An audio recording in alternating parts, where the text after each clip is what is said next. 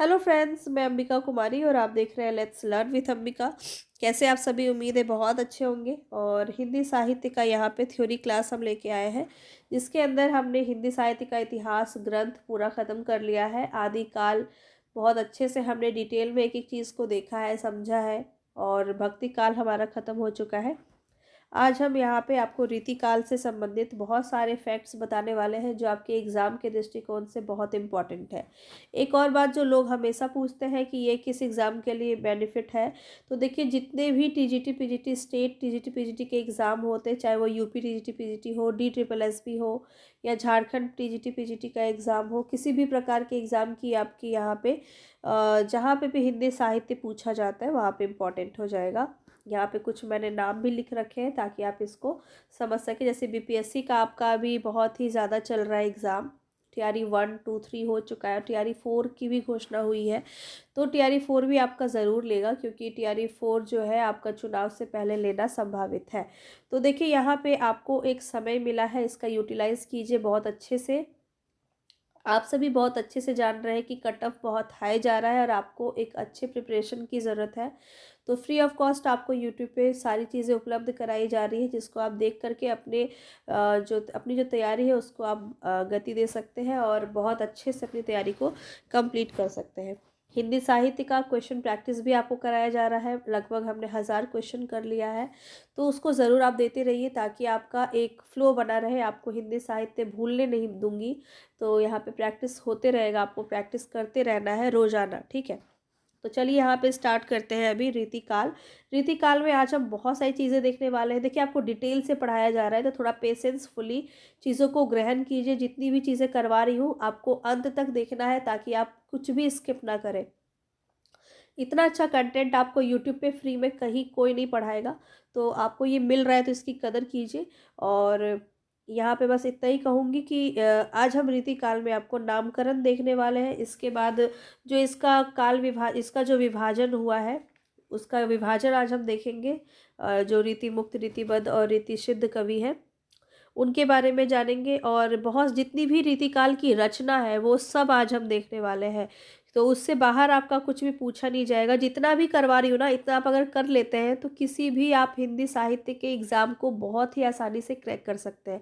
तो यहाँ पे आपको लगभग डॉक्टर नगेंद्र और रामचंद्र शुक्ल की पुस्तक को ज़्यादातर मैंने आधार बनाया है, तो उसका संपूर्ण निचोड़ आपको इस पूरे पीडीएफ में देखने को मिलेगा। ये पीडीएफ अगर आप लेना चाहते हैं तो मेरे साथ जुड़ सकते हैं। यहाँ पे आपको 7992287750 ये नंबर आपको शो हो रहा होगा। ये नंबर पे आप मुझे व्हाट्सएप पे मैसेज कर सकते हैं और इस पूरे पीडीएफ को आप ले सकते हैं, जिसके अंदर आपको हिंदी साहित्य कंप्लीट मिलेगा। पूरा आदिकाल, भक्तिकाल, रीतिकाल, आधुनिक काल, उसके बाद जितना भी आपका नाटक से संबंधित है अलग से, फिर कहानी अलग से, जितनी भी आपकी रचनाएं हैं वो सब आपको अलग से करवाए जाएंगे। सारा कुछ आपको पीडीएफ मिलेगा। साथ ही साथ आपको 10,000 प्लस क्वेश्चन प्रैक्टिस भी करने को मिलेगा। यहाँ पे आपको क्या है कि जैसे आदिकाल है तो उससे संबंधित जितने भी आपके क्वेश्चंस पूछे गए हैं अब तक, पूरा पीवाईक्यू और जितने क्वेश्चन बनते हैं वो सारा कुछ आपको एक प्रैक्टिस सेट के माध्यम से दिया गया है। कितने भी लोगों को दिया, जो भी ग्रुप है वहाँ पे दे दिया गया है। तो आदिकाल आपको दे दिया गया है, भक्ति काल भी आपको पूरा दे दिया गया है प्रैक्टिस करने के लिए। तो एकदम सिलसिलेवार तरीके से, बहुत ही व्यवस्थित तरीके से आपको सभी चीज़ें कराई जा रही है। जैसे भक्ति काल है, इसमें संत काव्य, सूफी काव्य, सबके अलग अलग प्रैक्टिस सेट आपको दिए गए हैं, ताकि आप बहुत ही आसानी से एक एक चीज़ को कवर कर पाए। और जो आपको क्वेश्चन प्रैक्टिस के लिए दिया गया है वो बहुत इंपॉर्टेंट है आपके लिए। अगर आप सिर्फ क्वेश्चन प्रैक्टिस को भी देख लेंगे तो आपका काम हो जाएगा, क्योंकि उसमें हर एक तरह के प्रश्न आपके देखने को मिलेंगे, ठीक है।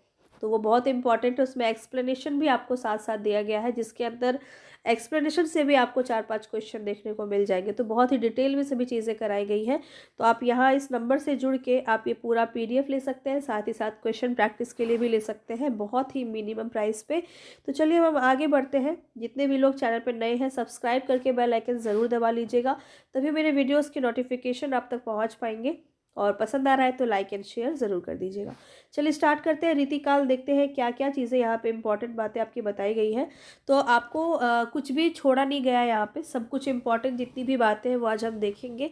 और इसके बाद वाले जो क्लास होंगे उसके अंदर हम रीति मुक्त जितने भी विशेषताएं हैं, जितनी भी काव्य धारा है उसको हम देखने वाले हैं। कुछ इम्पॉर्टेंट आपके रीति काव्य के कवि हैं, उनको हम मुख्यतः देखेंगे, जैसे कि केशव दास है, मतीराम है, भूषण है, अ, आपके बिहारी हो गए। ये सभी बहुत इंपॉर्टेंट है। इसकी पंक्तियाँ काफ़ी पूछी जाती है आपके एग्ज़ाम में, तो वो सब आपको करवाया जाएगा। ठीक है, तो सब कुछ देखेंगे। चलिए अब स्टार्ट करते हैं। तो रामचंद्र शुक्ल ने संवत 1700 विक्रमी संवत से 1900 विक्रमी संवत, यहाँ पे आपका सीधा सीधा आपका यही पूछ लेगा, या फिर आपका ईस्वी में भी पूछ सकता है। तो दोनों आपका यहाँ पे दिया गया, इसको अच्छे से याद कर लीजिए, याद करना है आपको। ठीक है, कालखंड के रीतिकाल को रीतिकाल कहा है रामचंद्र शुक्ल ने। मध्यकाल को जिन दो काल क्रमों में बांटा गया है वो है आपका पूर्व मध्यकाल और उत्तर मध्यकाल। ठीक है, तो पूर्व मध्यकाल आपका भक्ति काल हो जाता है, ये बहुत ही डिटेल में आपको करवा दिया है मैंने। उत्तर मध्यकाल को रीतिकाल कहते हैं, तो रीतिकाल आज हम देखेंगे। तो पूर्व मध्यकाल को भक्ति काल और उत्तर मध्यकाल को रीतिकाल कहा गया है। इंपॉर्टेंट क्वेश्चन है, यहाँ से भी एक क्वेश्चन आपका सीधा सीधा देखने को मिलता है कि निम्न में से किसे उत्तर मध्यकाल भी कहा जाता है। तो याद रखिए, अब यहाँ से नामकरण से क्वेश्चन आपके काफ़ी ज़्यादा पूछे जाते हैं। गिरियर्सन ने क्या कहा है, रीति काव्य काल कहा है, और द आर्स पोएटिका भी इनका ही कहा गया है। आचार्य रामचंद्र शुक्ल ने रीतिकाल नाम दिया है। मिश्र बंधु ने अलंकृत काल, ये इंपॉर्टेंट है, ये पूछा जाता है आपका। ठीक है, विश्वनाथ प्रसाद मिश्र ने श्रृंगार काल नाम दिया है। अगर क्वेश्चन आए आपका कि मिश्र श्रृंगार काल नाम रखने का सुझाव किसने दिया था, तब आपका हो जाएगा आचार्य शुक्ल। ठीक है, और अगर पूछा जाए कि रीति काल को श्रृंगार काल किसने कहा है, तब आपका हो जाएगा विश्वनाथ प्रसाद मिश्र। और रीति काल को श्रृंगार काल कहने का सुझाव किसने दिया है, तब हो जाएगा शुक्ल। दोनों क्वेश्चन अलग हैं, ध्यान रखेंगे, इसको नोट कर लीजिएगा बिल्कुल इसी तरह से। ठीक है, डॉक्टर भागीरथ मिश्र रीति श्रृंगार काल नाम इन्होंने दिया है। रमाशंकर शुक्ल रसाल ने कला काल कहा है, ये भी आपका पूछा जाता है। डॉक्टर रामकुमार वर्मा ने कला काल कहा है, और रमाशंकर शुक्ल दोनों ने कलाकार ही कहा है। ठीक है, और पृथ्वीनाथ कमल कुलश्रेष्ठ ने साहित्य शास्त्रीय काल कहा है। विश्वनाथ प्रसाद मिश्र ने विशुद्ध साहित्य सर्जना का काल कहा है, और त्रिलोचन ने अंधकार काल कहा है, ये भी इम्पॉर्टेंट है। तो जितना भी यहाँ पे नाम दिया है ना, इसको अच्छे से आप याद कर लीजिए, क्योंकि इसमें से आपका एक या दो ज़रूर पूछा जाता है किसी भी एग्ज़ाम में। चलिए आगे देखते हैं। हिंदी साहित्य के इतिहास में देखिए, नगेंद्र और रामचंद्र शुक्ल बहुत ही इंपॉर्टेंट होते हैं, और इनसे ज़्यादातर पूछा जाता है। डॉक्टर नगेंद्र जो है, इन्होंने केशव दास को रीतिकाल का प्रथम कवि माना है, इम्पॉर्टेंट पॉइंट है। और रामचंद्र शुक्ल ने चिंतामणि को माना है। ठीक है, और अगर पूछा जाए सर्वमान्य तरीके से रीतिकाल के प्रवर्तक कौन है, तो हो जाएंगे चिंतामणि। ये तीन बात आपको ध्यान में रखना है। नगेंद्र के अनुसार पूछा जाएगा तब केशव दास हो जाएंगे। क्लियर है, चलिए आगे देखते हैं। तो रीति काल में रीति शब्द का प्रयोग जो है वो काव्यांग निरूपण के अर्थ में हुआ है। ऐसे ग्रंथ जिनमें काव्यांगों के लक्षण एवं उदाहरण दिए जाते हैं वो रीति ग्रंथ कहलाते हैं। देखिए, रीति ग्रंथ किसे कहा जा सकता है, इसका एक क्राइटेरिया दिया गया है। ठीक है, उस क्राइटेरिया पे अगर वो फुलफिल है तो ही वो ग्रंथ आपका रीति ग्रंथ कहलाता है। तो क्या है वो क्राइटेरिया, तो याद रखिए, काव्यांग निरूपण जो बात की जा रही है यहाँ पे, इसका अर्थ ये है कि वो अलंकार की दृष्टि से, रस की दृष्टि से, छंद की दृष्टि से बिल्कुल निपुण होना चाहिए, तभी वो रीति ग्रंथ के अंदर वो काव्यांग निरूपण के अंतर्गत आएगा। ठीक है, तो ये आपको ध्यान में रखना है। ये सबसे बड़ी विशेषता है जो रीति काल के अंदर आती है। रीति काल के अधिकांश कवियों ने रीति निरूपण करते हुए लक्षण ग्रंथ लिखे हैं। अतः इस काल की प्रधान प्रवृत्ति क्या है, रीति निरूपण। इसको बहुत अच्छे से दिमाग में बैठा लीजिए, इम्पॉर्टेंट है। आचार्य शुक्ल ने कालों के नामकरण प्रधान प्रवृत्ति के आधार पर किए हैं। रीति काल की प्रधानता क्या है, इसलिए इसको रीति काल कहा गया है, रीति की प्रधानता के कारण। अब रीति का अर्थ क्या है, तो काव्यांग निरूपण, यहीं पे मैंने आपको यहाँ पे बता ही दिया है। रीति शब्द का प्रयोग काव्यांग निरूपण के अर्थ में होता है। और इसी वजह से जो है आपको ये भी पता है कि प्रवृत्ति के आधार पे रामचंद्र शुक्ल ने जो है नामकरण की पद्धति अपनाई है। और ये क्वेश्चन आपका एग्ज़ाम में काफ़ी बार पूछा जाता है। जब मैंने आपको हिंदी साहित्य का इतिहास ग्रंथ करवाया था, वहाँ पे आपको इतिहास काल ग्रंथ ये सब जब करवाया था, तो बहुत अच्छे से सारे ही प्रवृत्ति को हमने डिस्कस किया था, कौन सी पद्धति किसने अपनाई है। तो का जैसे वर्णानुक्रम पद्धति, कालानुक्रम पद्धति हो गया, तो ये सब प्रवृत्ति के आधार पे, तो ये बहुत तरह के होते हैं। ये सब आपको डिटेल में करवाया गया है, तो जाके ज़रूर देखिएगा अगर आपने अभी तक नहीं देखा है। इस पूरे वीडियो के डिस्क्रिप्शन में मैं आपको उस प्लेलिस्ट डाल दूँगी, हिंदी साहित्य का थ्योरी क्लास जो आपको करवाया जा रहा है, तो उसको एक बार आप ज़रूर देखिएगा, ताकि आप सारी चीज़ों को आसानी से कंप्लीट कर पाए, बहुत ही आसानी से। क्योंकि देखिए आपको फ्री में सारी वीडियोस उपलब्ध है, तो बस इसका यूटिलाइज़ कीजिए, आप समय पे सारी चीज़ें कंप्लीट कीजिए, नोट्स बनाइए और इसको तैयारी कीजिए, ठीक है। रीति की प्रधानता के कारण इस काल को यहाँ पे रीतिकाल कहा गया, ठीक है। रीति का क्या तात्पर्य है? पद्धति, शैली और काव्यांग निरूपण। रीति काल का प्रारंभ चिंतामणिकृत रस विलास और मतिरामकृत रस राज से माना जा सकता है, क्योंकि इनकी रचना कब हुई है? 1633 ईस्वी। अभी सारी ही रचना को हम इम्पोर्टेंट जितने भी रीति काल में है वो सब अभी हम डिस्कस करने वाले हैं, और उससे बाहर आपका एक भी क्वेश्चन नहीं आएगा, ठीक है। तो सारा कुछ इम्पोर्टेंट है, ज़रूर इसको कंप्लीट देखिएगा, तभी आपको समझ में आएगा। अब देखिए चिंतामणि की जो रचना है रसविलास, और मतिराम की रचना है रसराज। इसमें कंफ्यूज मत होइएगा, रसराज मतिराम की रचना है और रसविलास जो है वो चिंतामणि की रचना है। और इसी से रीतिकाल का प्रारंभ माना जाता है, क्योंकि ये 1633 ईस्वी के आसपास है। और रीतिकाल के अंतिम कवि कौन है? ये क्वेश्चन भी आपका एग्जाम में काफ़ी बार पूछा जाता है। तो ग्वाल कवि जो है वो रीतिकाल के अंतिम कवि है, और इनकी रचना है रस रंग। तो रस विलास, रस राज और रस रंग में कंफ्यूज बिल्कुल मत होइएगा। 1853 ईस्वी के आसपास इन्होंने इसकी रचना की है। तो ग्वाल कवि जो है वो अंतिम कवि है। अब हम चलते हैं रीतिकाल के स्रोत के ऊपर। तो रीतिकालीन साहित्य जो आपके प्रस्तुत किए गए हैं उसको 3 वर्गों में बांटा गया है, ठीक है। कैसे? तो देश के विभिन्न पुस्तकालय में जो है रीतिकालीन साहित्य देखने को मिलते हैं। फिर व्यक्तिगत पुस्तकालय में भी बहुत सारे रीतिकालीन ग्रंथ हैं, और प्राचीन एवं नवीन प्रकाशन संस्थाएं भी कुछ मौजूद है जिसमें रीतिकालीन ग्रंथ पाए जाते हैं। तो कौन कौन सा है वो स्रोत, वो हम देख लेते हैं। तो देश के विभिन्न पुस्तकालय हैं, जैसे कि काशी की नागरी प्रचारणी सभा का आर्य भाषा पुस्तकालय, काशी नरेश का पुस्तकालय रामनगर में, दतिया, टीकमगढ़, छतरपुर, रीवा के महाराजाओं के पुस्तकालय हैं।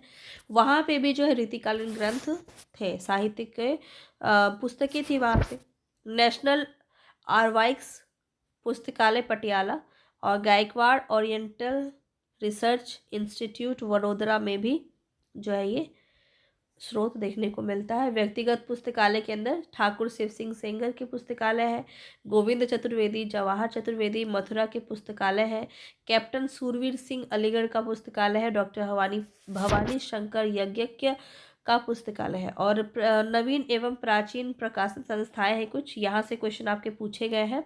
नवल किशोर प्रेस लखनऊ, श्री वेंकटेश्वर प्रेस मुंबई, भारत जीवन प्रेस काशी, और इंडियन प्रेस इलाहाबाद।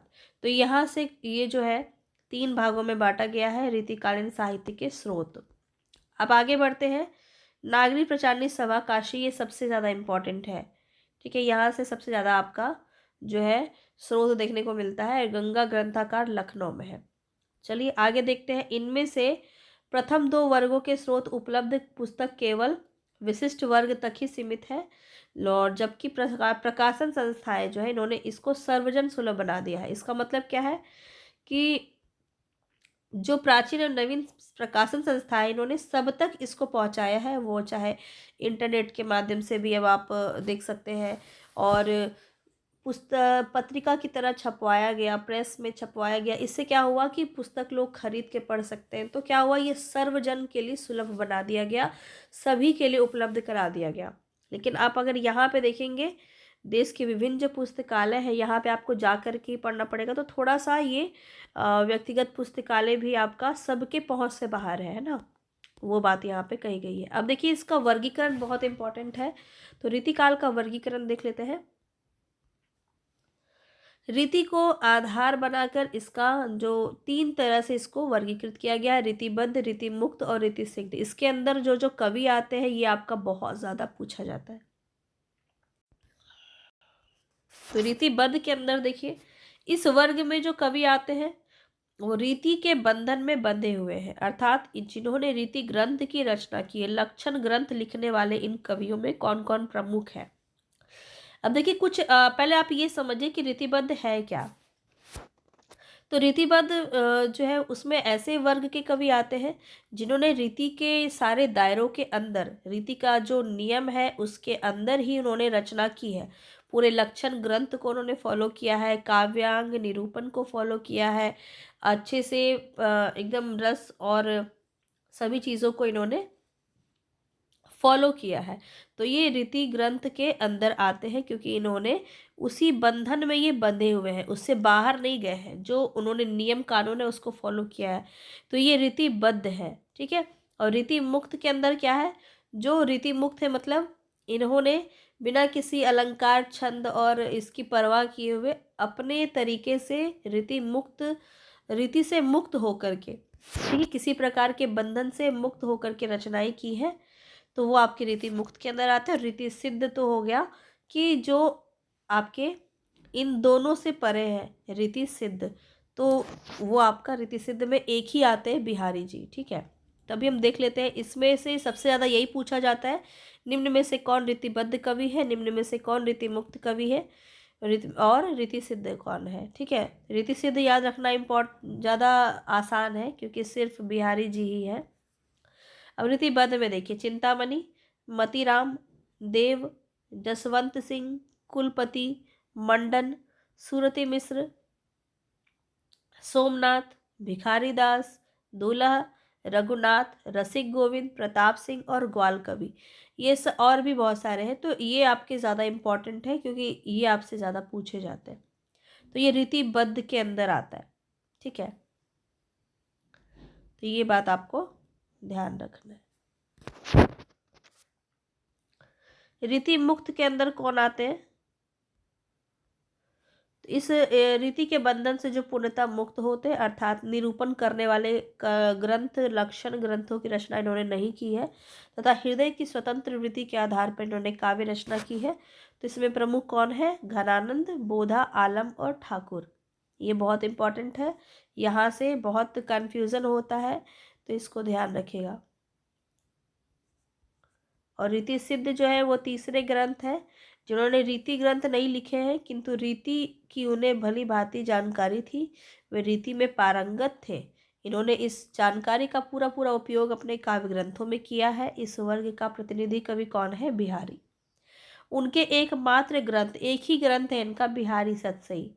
ठीक है। और इस बिहारी सतसई की रीति की जानकारी को पूरा पूरा उपयोग कवि ने किया है।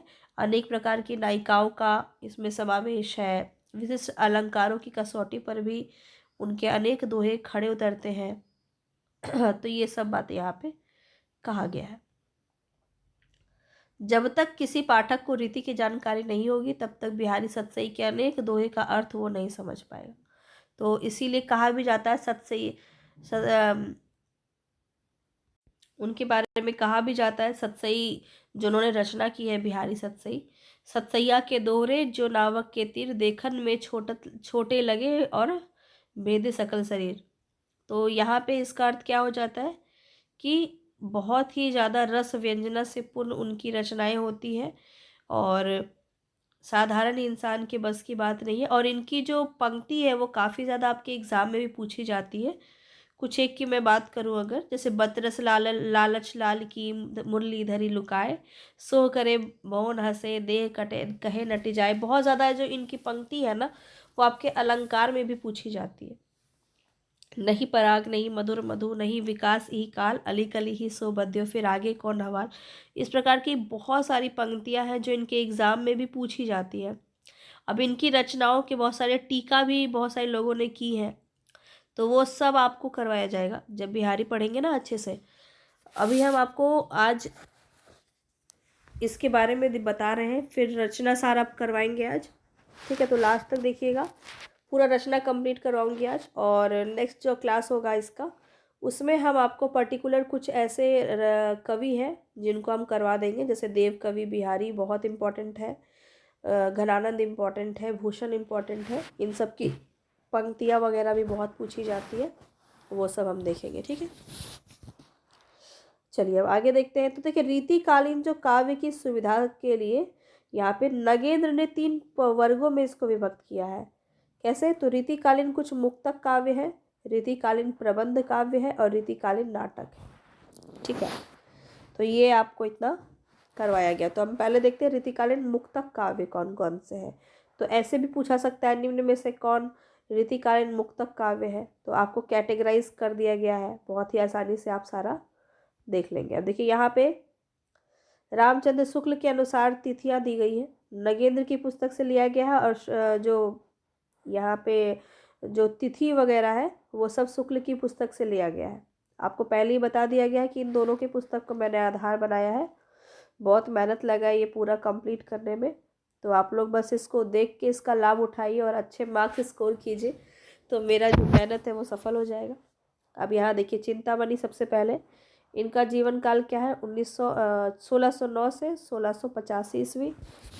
इनकी रचनाएं इम्पॉर्टेंट है, कविकुल कल्पतरु, विवेक काव्य विवेक, श्रृंगार मंजरी बहुत इम्पॉर्टेंट है, काव्य प्रकाश, रस विलास, छंद विचार सॉरी। तो यहाँ पे ये सारी रचनाएं आपको एकदम याद करने अच्छे से, क्योंकि चिंतामणि बहुत इंपॉर्टेंट है, पूछा जाता है। कविकुल कल्पतरु, काव्य विवेक, श्रृंगार मंजरी, काव्य प्रकाश और रस विलास, छंद विचार। आगे बढ़ते हैं। भूषण 1613 ईस्वी से 1715 ईस्वी इनका जीवन काल रहा। शिवराज भूषण बहुत इंपॉर्टेंट है, शिवा बावनी, छत्रसाल दशक, अलंकार प्रकाश और छंदोदय प्रकाश। इसमें सबसे इम्पॉर्टेंट है आपका शिवराज भूषण, शिवा बावनी, ठीक है। छत्रसाल दशक भी इम्पॉर्टेंट है, पूछा जाता है। आगे बढ़ते हैं। मतीराम की है 1617 1701 इनका जीवन काल रहा। ललित ललाम बहुत इंपॉर्टेंट है। मतीराम सतसई, रसराज काफ़ी इंपॉर्टेंट है। अलंकार पंचाशिका और वृत्त कौमुदी भी काफ़ी इंपॉर्टेंट है। तो ये सब मतीराम की रचना है, इसको अच्छे से याद कर लेंगे। बिहारी की एक ही है, बिहारी सतसई, इनका समय याद रखिए 1603 से 1660। आगे देखते हैं। गोविंद सिंह, सुनीति प्रकाश, देखिए जो इम्पोर्टेंट है उसका डेट यहाँ डाला हुआ है, सबका नहीं याद करना है आपको। तो इसका रचनाएं देख लीजिए। सुनीति प्रकाश, सर्वलोह प्रकाश, प्रेम सुमार्ग और बुद्धि सागर। याद कैसे होगा? तो इसको आप बार बार देखेंगे तो आपको याद हो जाएगा, ठीक है। जो इम्पोर्टेंट है वो मैं आपको अलग से बता ही रही हूँ। तो उस कवि का है सुधा निधि, नखशिख और विनय शतक। जिसको मैं गोल घेरा करके घेर रही हूँ उसको समझिए, वो इम्पोर्टेंट है, ठीक है। रसनिधि का रतन हजारा, विष्णुपद कीर्तन, कवित, बारामासी गीति संग्रह, कृल, हिंडोला और सतसई, ये सब रसनिधि की रचना है। इसका समय भी पूछा जाता है 1603 से 1663। जसवंत सिंह बहुत इंपॉर्टेंट है। जसवंत सिंह का 1627 से 1729 इनका समय है और बहुत इंपॉर्टेंट है। भारत भूषण, इसको बार बार इसको याद कीजिए, भारत भूषण काफ़ी ज़्यादा पूछा जाता है। आनंद विलास, सिद्धांत बोध, सिद्धांत सार, अप्रोक्ष सिद्धांत, स्फुट छंद और अनुभव प्रकाश। इसका भाषा भूषण ही ज़्यादातर क्वेश्चन एग्जाम में पूछा गया है। कुलपति मिश्र 1630 से 1700 ईस्वी इसका समय है। रस रहस्य, नखशिख, युक्ति तरंगिनी, दुर्गा भक्त तरंगिनी, मुक्ति तरंगिनी और संग्राम सार। तो ये सब आपका कुलपति मिश्र से इम्पोर्टेंट है। मंडन में देखिए रस रत्नावली, रस विलास, नखशिख, काव्य रत्न, नैन पचासा और जनक पचीसी, ये सभी मंडन की रचना है। आलम के लिए बहुत ही ज़्यादा इम्पॉर्टेंट है अगेन। और आलम का अगर हम बात करें तो इनकी बहुत सारी रचनाएं हैं जो इम्पोर्टेंट है। काव्यांग परिचायक कवि के अंतर्गत आपका जसवंत, रसिक, सुमति, याकूब खान ये सब आ जाते हैं। ठीक है। और देखिए यहाँ पे हम बात करें तो वृंद है आगे सतसई, पदुमन दास, काव्य मंजरी, करण कवि, साहित्य रस और रस कल्लोल। कालिदास त्रिवेदी की रचना है कालिदास हजारा, कालिदास त्रिवेदी की रचना है। और वर वधु विनोद, जंजीरा बंद, राधा माधव, बुध मिलन विनोद, ये सभी किसकी रचना है? कालिदास त्रिवेदी की। लाल कवि की रचना विष्णु विलास, माखन की श्रीनाग पिंगल और छंद विलास, कुमार मणि का है रसिक रसाल और रसिक रंजन, इम्पॉर्टेंट है, पूछा जाता है। देव की रचना बहुत ज़्यादा इम्पॉर्टेंट है, वेरी वेरी इम्पॉर्टेंट। ठीक है। 1673 से 1767 ईस्वी इसका समय है। भाव विलास, भवानी विलास, कुशाल विलास, प्रेम चंद्रिका, जाति विलास, सुजान विनोद, प्रेम तरंग, देवचरित, काव्य रसायन, सुख सागर तिरंग, देवशतक, प्रेम दीपिका, सुमिल विनोद, राधिका विलास और नीति शतक, ये सब देव की रचना है, बहुत ज़्यादा पूछी जाती है। ठीक है। जाति विलास भी आप गेले, ये भी बहुत ज़्यादा पूछा जाता है। सूरती मिस्र की तरफ आगे बढ़ते हैं। अलंकार माला, रसरत्न माला, रस सरस, रस ग्राहक चंद्रिका, नखसिक, ये नक्सिक वर्णन बहुत सारे लोगों ने किया है। आप अधिकांश देखेंगे नक्सिक जो है रीतिकालीन ग्रंथ में हुआ है, जिसमें नायिका के सर से लेकर के बाल से लेकर के पैर के नाखून तक पूरा उनका वर्णन किया गया है, उसी को नक्सिक वर्णन कहते हैं। काव्य सिद्धांत रस रत्नाकर, विनोद भक्ति विनोद और श्रृंगार सागर। जोधराज का हम्मीर रासो, ये आदिकाल वाला हम्मीर रासो नहीं है, ये जोधराज का है, रीतिकालीन मुक्तक काव्य के अंदर आता है। उदयनाथ कविंद्र, रस चंद्रोदय, विनोद चंद्रोदय और जोगलीला। नृप शंभु 1657 ईस्वी, नायिका भेद, नखसिक, 7 सप्तक इनकी रचना है और ये महाराज शिव जी के पुत्र हैं, ये इंपॉर्टेंट पॉइंट है। श्रीपति का देखिए काव्य सरोज, कवि कल्पद्रुम, रस सागर, अलंकार गंगा, विक्रम विलास और अनुप्रास विनोद। गोप की रचना है रामचंद्र भूषण, रामचंद्राभरण, राम अलंकार। घनानंद की रचना फिर आपकी बहुत इंपॉर्टेंट है, ये भी आपका बहुत ज़्यादा पूछा जाता है। तो यहाँ पे आपका हो जाएगा, इसका समय याद रखिए 1689 1739। पदावली, वियोग बेली, सुजान हित प्रबंधन, प्रीति पावस, कृपा कंद निबंध, यमुना यस और प्रकीर्णन छंद। अब देखिए ये काफ़ी पूछा गया है, काफ़ी एग्जाम में। रसलीन 1699 से 1750 ईस्वी, ये भी बहुत पूछा गया है। अंग दर्पण बहुत इंपॉर्टेंट है। रस प्रबोध, स्फुट छंद, इनका पूरा नाम क्या है? सैयद गुलाब नबी रसलीन, बहुत इंपॉर्टेंट है, ये भी पूछा जाता है। सोमनाथ 1700 से 1760 ईस्वी इसका समय है। रस पीयूष नदी, श्रृंगार विलास, प्रेम पचीसी। रसिक सुमति की रचना है अलंकार चंद्रोदय, ये भी पूछा जाता है। जितना भी मैं सर्कल कर रही हूँ वो सब आपका इम्पोर्टेंट है। भिखारी दास का देखिए 1705 से 1770। काव्य निर्णय, श्रृंगार निर्णय, रस सारांश, छंद प्रकाश और छंदार्णव, ये सब भिखारी दास का है। सबसे ज़्यादा पूछा जाता है काव्य निर्णय। कृष्ण कवि की रचना है अलंकार कलानिधि, गोविंद विलास। रघुनाथ की रचना है कृष्ण कलाधर और रस रहस्य। दूल्हा कवि की रचना है कविकुल कंठाभरण, स्फुट छंद। थोड़ा गला बैठा हुआ है तो इसलिए थोड़ा उच्चारण अगर कहीं गलत हो जाए तो माइंड मत कीजिएगा, ठीक है। हित वृंदावन दास की रचना है स्फुट पद, लगभग 20,000। गिरधर कविराय की रचना है स्फुट छंद। सेवादास का नक्सिक, रस दर्पण, राधा सुधा शतक, रघुनाथ अलंकार। जिसको सर्कल करूं समझिए वो आपको याद करना है बहुत अच्छे से। राम सिंह का है अलंकार दर्पण, रस शिरोमणि और रस विनोद। बोधा की दोनों पूछी जाती है। बोधा का वीरा वारिस और इश्कनामा दोनों ही इम्पोर्टेंट है बोधा का। नंद किशोर का है पिंगल प्रकाश। रसिक गोविंद का है रसिक गोविंदानंदन, युगल रस माधुरी और समय प्रबंध। पद्माकर बहुत ही ज़्यादा इम्पोर्टेंट है पद्माकर, इनका समय भी याद रखिए, ये भी पूछा जाता है 1753 से 1833। जगद द्विनोद, पद्माभरण, गंगा लहरी, प्रबोध पचासा, कली पचीसी, प्रताप सिंह, विरुदावली और स्फुट छंद, ये भी आपका पूछा गया एग्जाम में। प्रताप शाही भी बहुत इंपॉर्टेंट है। काव्यांग कौमुदी, काव्य विलास, श्रृंगार मंजरी, श्रृंगार शिरोमणि। देखिए श्रृंगार मंजरी कितनी बार आया है, तो बीपीएससी वाले एग्जाम का अगर आप पैटर्न देखेंगे पूछ लिया जाता है श्रृंगार मंजरी किसकी रचना है, और एक से ज़्यादा लोग इनकी रचना इन्होंने की है, तो एक से ज़्यादा ऑप्शन भी सही हो सकता है। इस प्रकार से आपको देखना इंपॉर्टेंट हो जाता है। काव्य विनोद, अलंकार चिंतामणि, बेनी बंदीजन, रसविलास। देखिए इसमें बहुत सारे जो है नाम एक जैसे भी हैं, इसलिए इस प्रकार से क्वेश्चन आपका ज़्यादातर रीतिकाल से नहीं पूछेगा।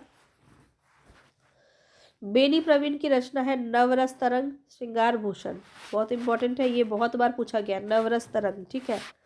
जगत सिंह का साहित्य सुधा निधि, गिरधर दास का रस रत्नाकर, भारतीय भूषण, उत्तरार्ध नायिका भेद, दीनदयाल गिरी का है अनुयोक्ति, कल्पद्रुम, दृष्टांत तरंगिणी और वैराग्य दिनेश। अमीर दास की रचना है सभा मंडन, वृत्त चंद्रोदय, ब्रजविलास। ग्वाल कवि की रचना है रसिकानंद, यमुना लहरी, रसरंग, दूषण, दर्पण, राधाष्टक, कवि हृदय विनोद, कुब्जाष्टक, अलंकार भ्रमभंजन, रसरूप दृढ़शतक और कवि दर्पण। ग्वाल कवि का भी बहुत इंपॉर्टेंट है। चंद्रशेखर वाजपेयी, रसिक विनोद, नखसिक, माधवी, बसंत और वृंदावन शतक, गुरु पंचासिका। द्विजदेव की रचना है, समय देख लीजिए 1820 से 1861, श्रृंगार लतिका, श्रृंगार बतीसी, कवि कल्पप्रद और श्रृंगार चालीसा। सेनापति की रचना कवित रत्नाकर, सैकड़ों बार पूछा गया, 16वीं शताब्दी के ये रचनाकार है। केशवदास का 1555 से 1617, कवि प्रिया, रसिक प्रिया, जहांगीर जसचंद्रिका, रामचंद्रिका, विज्ञान गीता। इसका तो सभी इंपॉर्टेंट है।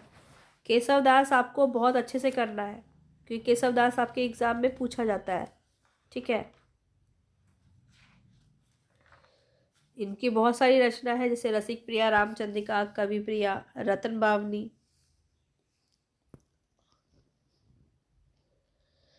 रतन बावनी जो है आपका भूषण की भी है और इनकी भी है। वीर सिंह देवचरित भी इनकी रचना है। विज्ञान गीता बहुत इंपॉर्टेंट है, 1707 में इनकी रचना है। डेट के साथ भी करवाऊंगी जब केशवदास को पढ़ेंगे अच्छे से, तो जो भी इम्पोर्टेंट पॉइंट है इनके बारे में वो सब हम देखेंगे। बहुत इंपॉर्टेंट बातें भी इनके बारे में कही गई है, ठीक है। तो केशवदास बहुत इंपॉर्टेंट है, ठीक है, इसको ज़रूर कर लेंगे। चलिए आगे बढ़ते हैं। इनकी बहुत सारी पंक्ति भी है जो पूछी जाती है, वो भी हम देखेंगे, ठीक है। चलिए अब देखिए रीतिकाल के कुछ प्रबंध काव्य है, ये ज़्यादा नहीं है। तो यहाँ देखिए चिंतामणि से है रामायण, रामाश्वमेव, कृष्णचरित। गोविंद सिंह से चंडी चरित्र। मंडन की है जानकी जू का ब्याह और पुरंदर माया। कुलपति मिश्र का है द्रोण पर्व संग्राम सार। लाल कवि की रचना छत्र प्रकाश, बहुत इंपॉर्टेंट है, ठीक है, स्टार मार्क कीजिए, ये काफ़ी बार पूछा जाता है। और ये छत्र प्रकाश क्या है, प्रबंध है, ये भी आपको याद रखना है। सूरती मिश्र रामचरित और कृष्णचरित। श्रीधर का जंगनामा, सोमनाथ का पंचाध्याय और सुजान विलास, रघुनाथ का जगत मोहन, गुमान मिश्र का नैषध चरित, सूदन का सुजान चरित, राम सिंह का ये पूछा जाता है सूदन का जुगल विलास, चंदन का विसित वसंत और कृष्ण काव्य, पद्माकर का हिमता वरदावली, रसिक गोविंद का रामायण सूचनिका, ग्वाल का हमीर हट, विजय विनोद और गोपी पचीसी, चंद्रशेखर वाजपेयी का हमीर हट। अब कुछ यहाँ पे आपके रीतिकालीन नाटक है, रीतिकालीन नाटक, ठीक है। जसवंत सिंह का प्रमोद चंद्रोदय नाटक, सोमनाथ का माधव विनोद नाटक, ब्रजवासी दास का प्रमोद चंद्रोदय नाटक, राम का हनुमान नाटक, निवाज का शकुंतला नाटक, बहुत इंपॉर्टेंट है। देव का देव माया प्रपंच, बहुत इंपॉर्टेंट है। तो इस प्रकार से पूरी आपकी यहाँ पे रचनाएं कंप्लीट हो गई हैं। और कल नेक्स्ट जो क्लास होगा हिंदी साहित्य का जो थ्योरी क्लास होगा, इसमें मैं आपको बहुत सारे रीतिकाल के जो प्रमुख कवि हैं वो देखूंगी, जिसमें केशवदास है, मतीराम है, भूषण है, बिहारी है, ठीक है, और देव कवि है। ये सब बहुत इंपॉर्टेंट है, इनकी पंक्तियाँ काफ़ी इंपॉर्टेंट है, वो सब हम देखने वाले हैं। घनानंद को भी देखेंगे, घनानंद बहुत इंपॉर्टेंट है। पद्माकर हो गए, ये सब हम देखने वाले हैं, ठीक है। इसके बाद और रीतिकाल की जो विशेषताएं हैं वो हम देखेंगे। तो बहुत इम्पोर्टेंट रहेगा जो किस प्रकार से आचार्य जो है क्या आचारत्व होना चाहिए, तब हम उन्हें एक रीतिकालीन आचार्य मानेंगे। वहाँ से क्वेश्चन आपका बहुत पूछा जाता है, तो हम वो भी देखने वाले हैं, ठीक है। प्रवृत्तियाँ देखेंगे, काव्यांग परिचायक कौन कौन से कवि हैं जिनकी रचनाएं जो है काव्यांग निरूपण के अंदर आती है, बहुत इंपॉर्टेंट पॉइंट है, वो सब हम नेक्स्ट क्लास में आपका देखने वाले हैं। कोशिश करेंगे कि 2 दिन में और हम इसको पूरा निपटा दें, ठीक है, क्योंकि बहुत सारी चीज़ें हैं करने को और हम जल्दी जल्दी में बस ऊपर ऊपर से नहीं पढ़ेंगे, अच्छे से पढ़ेंगे। जो आपके एग्ज़ाम में पूछा जाता है सब कुछ कंप्लीट करेंगे। तो पसंद आया होगा तो बिल्कुल कमेंट बॉक्स में बता दीजिएगा, ठीक है। और एक बार फिर से इसको नोट कर लीजिए, 7992287750। इतना इस नंबर पे मुझे व्हाट्सएप पे मैसेज करके आप ये पूरी PDF ले सकते हैं। जितना भी कराया है वो सब आपको मिल जाएगा, ग्रुप में आपको सेंड कर दिया जाएगा, ठीक है। तो जितने भी लोग नए हैं फटाफट से आके PDF से पढ़ सकते हैं, क्योंकि बहुत सारी चीज़ें हैं। अगर आप नहीं ले सकते हैं तो आप क्लास से कर सकते हैं, क्योंकि आपको फ्री ऑफ कॉस्ट यहाँ पे पूरी क्लासेस उपलब्ध कराई जाती है। चलिए मिलेंगे नेक्स्ट वीडियो में, तब तक के लिए धन्यवाद।